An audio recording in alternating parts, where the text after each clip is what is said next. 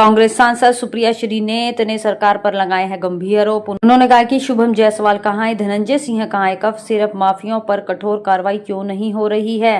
जिस कार्रवाई की मैं मांग कर रही हूं वो इसलिए कर रही हूं क्योंकि इस पूरे गोरख धंधे में कुछ चेहरे सामने आ रहे हैं। एक शुभम जायसवाल का चेहरा सामने आ रहा है, एक अमित सिंह टाटा का सामने आ रहा है, एक सामने आ रहा है आलोक सिपाही का, एक सामने आ रहा है विभोर राणा का। इनमें से एक अधिकांश लोगों के बड़े प्रगाढ़ संबंध है धनंजय सिंह जी से, और वो बार बार एक हफ्ते पहले एक प्रोमिनेंट न्यूज चैनल को टीवी पर दिए हुए अपने इंटरव्यू में अपना छोटा भाई बता रहे हैं।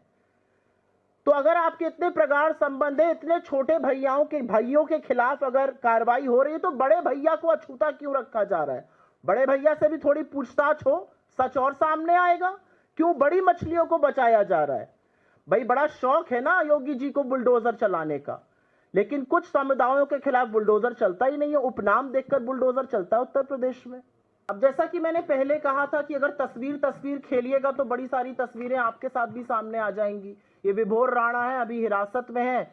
क्या कर रहे थे ब्रजेश पाठक जी के साथ मुझे नहीं पता, वो क्या कर रहे थे अरुण सिंह जी के साथ मुझे नहीं पता। तमाम नेताओं के साथ तस्वीरें हैं। अब ऐसे तो कहने को हो जाएगा कि नीरव मोदी ने भागने से पहले मोदी जी के साथ कैसे तस्वीर खिंचा ली। तस्वीर मत खेलिए।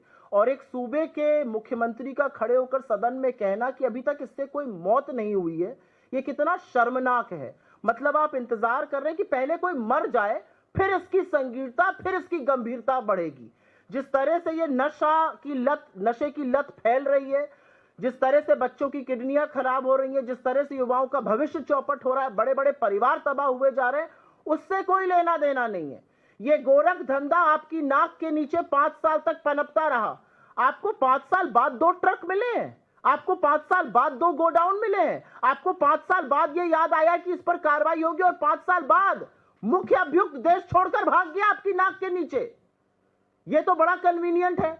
जब मुख्य अभियुक्त भाग जाता है तो वो भागता नहीं है, उसको भगा दिया जाता है। जैसे नीरव मोदी, मेहुल चोकसी भागे नहीं थे, उनको भगाया गया था। तो आज सवाल यह है कि शुभम जायसवाल को किसने भगाया?